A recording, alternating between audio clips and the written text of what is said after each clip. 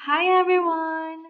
Ngayong araw ay i-share ko naman sa inyo kung paano mag-register sa eGov.ph Super App.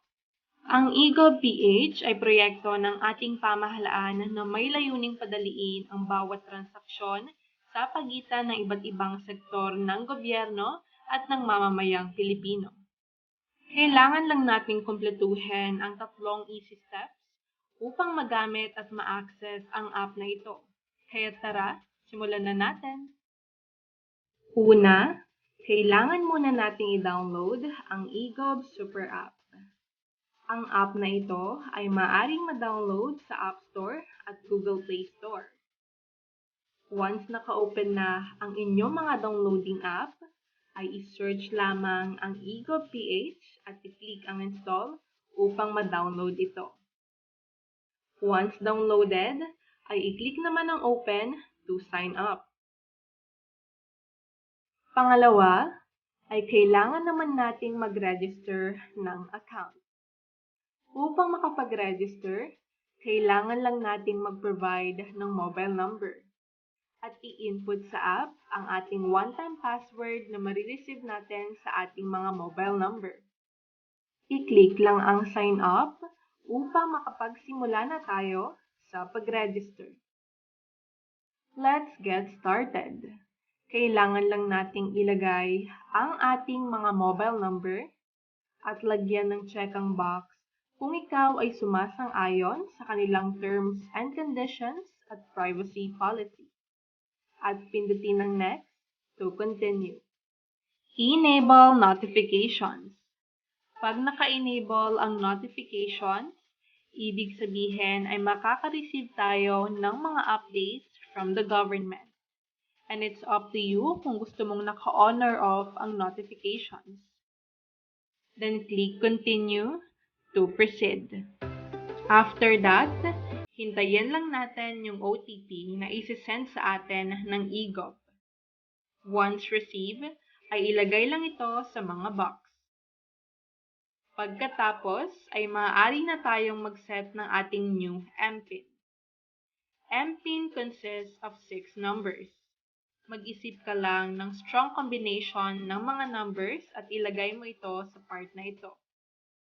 Tandaan po nating mabuti ang ating MPIN dahil ito ang ating gagamitin tuwing magla-login tayo. Click Next, then re-enter your PIN. Congratulations! You have successfully created your account. At para makapag-login, ay kailangan lang nating ilagay ang ating MPIN. And we have successfully logged in. At ayan na nga ang dashboard ng ating account.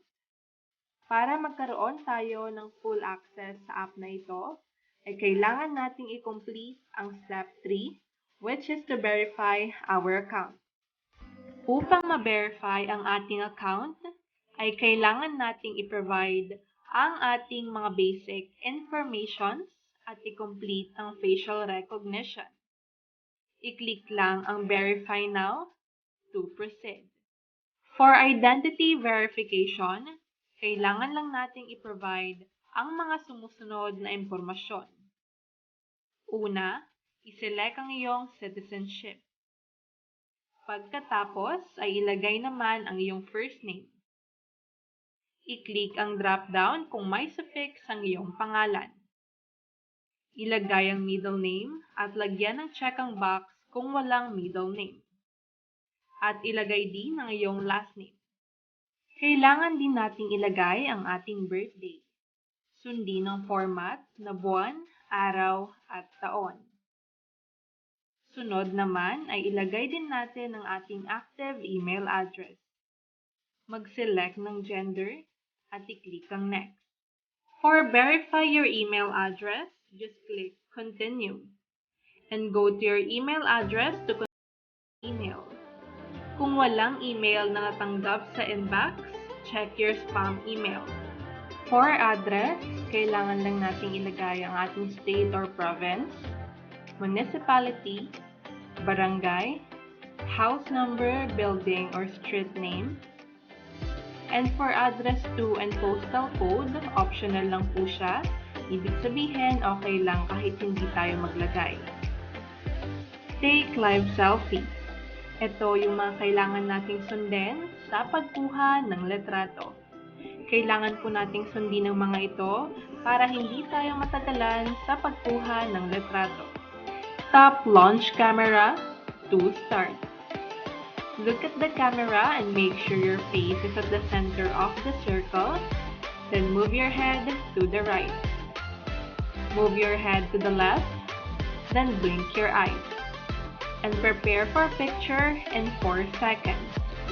Kung satisfied na sa iyong live selfie, click na po natin ang Yes, I'm happy. Kung gusto pang umulit, i-click lang ang retake photo. And finally, congratulations!